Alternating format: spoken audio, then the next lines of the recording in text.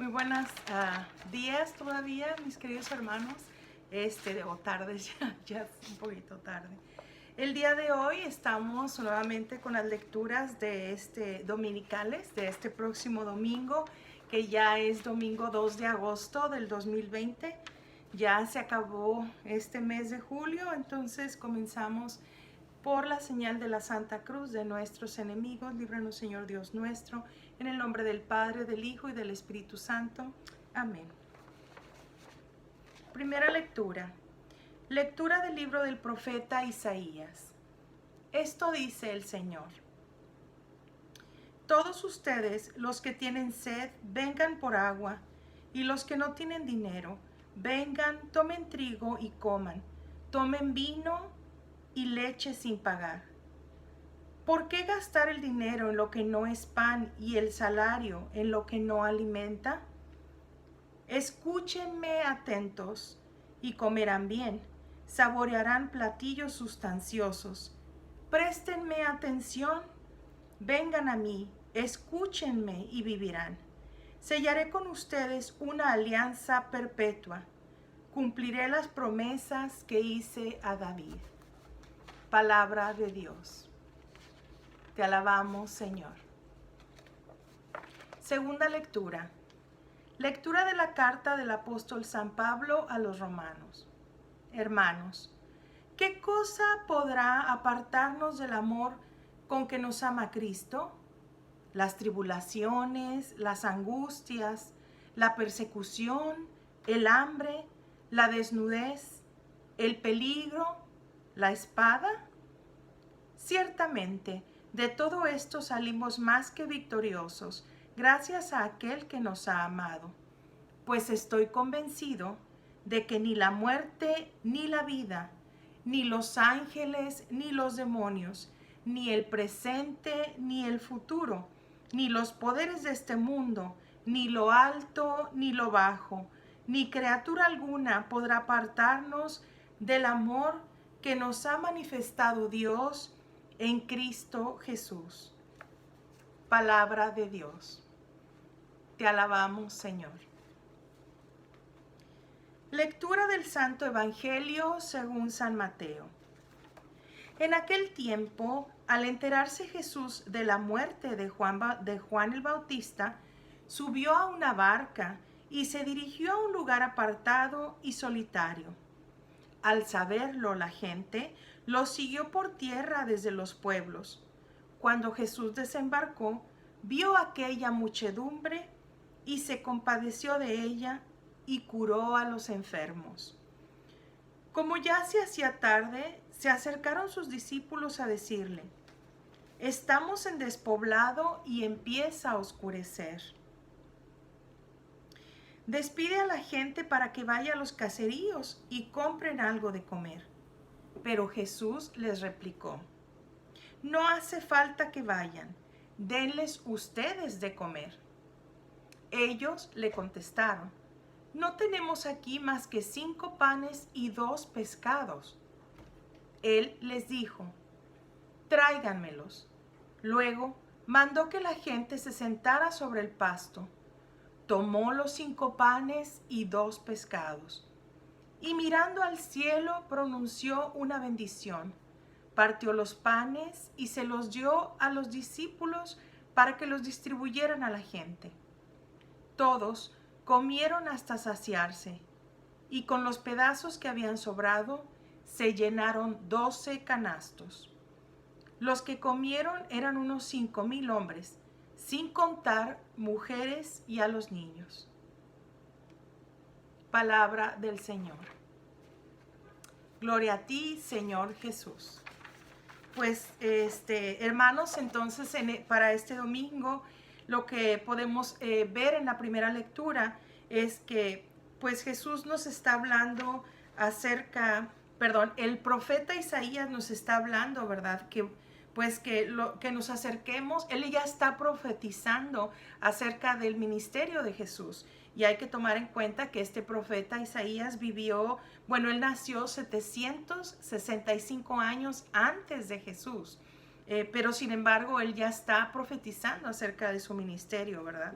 Entonces, por ejemplo, aquí nosotros muchas veces nos preocupamos, pero el profeta nos comparte a través de esa preocupación por los bienes materiales que nosotros tenemos a diario, ¿verdad? El profeta está muy emocionado para darnos a conocer el deseo de Dios, de ofrecernos una alianza, ¿verdad? Una alianza perpetua que es la vida de su Hijo Jesús, para que nosotros podamos tener la salvación y podamos compartir del reino de Dios. Cuando, por ejemplo, ya lo hemos platicado, y en esta pandemia que estamos viviendo, muchas personas están experimentando depresión, dolor, miedo, temor, enfermedad y hasta muerte, ¿verdad? Y entonces, por ejemplo, cuando decimos, cuando no hay un trabajo o dinero para la renta o comida en nuestra mesa, es muy fácil decir, pues simplemente pues busca o haz oración o hay programas, etcétera. Sin embargo, la respuesta de Dios directa a través del profeta dice, ¿por qué gastar el dinero en lo que no es pan y el salario en lo que no alimenta? Él nos está dando una palabra de que Él está ahí para nosotros. Él está viendo nuestros sufrimientos y las cosas que estamos pasando, ¿verdad? Si tenemos, por ejemplo, miedo a la enfermedad o a este virus que está pasando, obviamente muchos lo tenemos, o a las enfermedades o a cualquier otra enfermedad que esté sucediendo, no solo a nosotros, sino a algún familiar también, o a la muerte. Para esto, Dios nos dice a través del profeta, préstenme atención, vengan a mí, escuchen y vivirán. Sellaré con ustedes una alianza perpetua y cumpliré las promesas que hice a David. Es decir, que Dios nos está diciendo, yo estoy con ustedes, ¿verdad? Y a pesar de todo, escúchenme, pónganme atención y vivirán. Y Él habla no solamente de las necesidades de nuestra vida diaria para vivir, sino obviamente de nuestra vida eterna, de nosotros ser salvos para compartir la vida eterna. Y ya sabemos que estas palabras fueron las que Jesús compartió, ¿verdad? El ir a Dios a través de Jesús, escucharlo, y entonces Él nos compartió la palabra de vida eterna, Él que era la verdad, ¿verdad? Una de las cosas muy importantes y que el día de hoy no vamos a profundizar mucho porque es un tema muy largo, es acerca, por ejemplo, de la gente que tiene miedo de que ya es el final de los tiempos, que se acerca el juicio final, etcétera. Pues nosotros podemos entender también, debemos entender también que no hay que tener miedo a eso del final de los tiempos, ¿verdad? Un pequeño detalle muy importante que les puedo dar es que una de las cosas para que venga el fin del mundo, aparte de las pandemias y así que mucha gente está diciendo, hay 4 cosas que deben de suceder, pero la principal de ellas es la plenitud de los gentiles que entren en la iglesia de Cristo. Es decir, que todas las personas en el mundo, todos los millones de personas que somos, sean evangelizados y que crean en Cristo, ¿verdad? Y pues ese es el punto número 1. Y el número 2 es que el pueblo de Israel, o sea, los judíos, se convirtieran al cristianismo. El número 3 es la apostatía, quiere decir que después saldría un anticristo, etcétera. Y número 4, el triunfo de Dios sobre el mal, que ahí ya es cuando vendría el juicio final. Pero solo para que se den una idea rápida, si en el momento actual nosotros somos 2.437 millones de cristianos, porque los católicos también somos cristianos porque creemos en Cristo. Entonces, todas unidas religiones cristianas somos 2.437. Del Islam hay 1.900 millones de personas que creen en el Islam, ¿verdad? Que siguen esa religión. Personas sin religión hay 1.200 millones de personas. En el hinduismo 1.160, en el budismo 530 millones, en diferentes religiones chinas 305 millones, y en el judaísmo de 14 a 18 millones. Todas esas personas en el mundo deberían de estar evangelizadas y creer en Cristo para que apenas si comience la primera etapa. Entonces, tal vez, como decía el Papa Benedicto, ni siquiera suceda ni con usted, ni conmigo, ni con nuestra generación, ni con nuestros hijos o nietos o bisnietos. Dios es muy paciente y misericordioso y nos da la oportunidad de que busquemos nuestra propia salvación. Así que cuando le venga a usted una preocupación sobre eso, o algún amigo que escuche, un amigo que escuche usted que dice eso, pues coméntele que todavía hay cosas que tienen que suceder para eso y puede que pasen muchos cientos de años todavía para eso. Sobre la segunda lectura, pues también puedo compartirles que en la segunda lectura el apóstol San Pablo, ¿verdad? Nos está hablando de ese amor tan maravilloso que Dios nos ha tenido al manifestar. Dice, nada podrá apartarnos del amor que nos ha manifestado Dios en Cristo Jesús. Es decir, aquí está hablando esta lectura del amor que Dios tiene para con nosotros al compartirnos a su Hijo, ¿verdad? También está diciendo que nada nos puede apartar de ello, ¿verdad? Ya escuchamos todo, que hasta incluso dice, ni los ángeles, ni los demonios, ni los poderes de este mundo, nada de eso nos puede apartar del amor que Cristo nos tiene. Pero también nosotros tenemos que hacer nuestra parte, mis queridos hermanos, en esto, ¿verdad? El amor de Dios nos hace libres, nos hace felices, nos hace que también nos lleva a tener caridad con los demás y más misericordia, a ser más sensibles a las necesidades y al dolor ajeno. Pero también hay algo muy importante que tenemos que entender ahora, ¿verdad? Es decir, que para que esto pueda suceder y nosotros gocemos de la gracia de Dios y de este amor en plenitud con Jesús y con Papá Dios, quiero decir que Él se da hacia nosotros y nos ama, pero también nosotros tenemos que abrir nuestro corazón y aceptarlo a Él plenamente, 100%, y entonces hay una unión bien fuerte entre Dios y nosotros. Cuando nosotros lo aceptamos, hay que recordar que Dios nos da el libre albedrío, o sea, usted y yo tenemos la opción de querer a Dios o no quererlo para nada en nuestras vidas, ¿verdad? Y en eso es donde, en esa plenitud que nosotros tenemos con Él, eso es lo que nos da a nosotros la fortaleza, ¿verdad? Por ejemplo, ahorita que son tiempos de enfermedad, como decimos, o de temor, el amor de Dios, el amor que Él nos tiene y esa unión de aceptación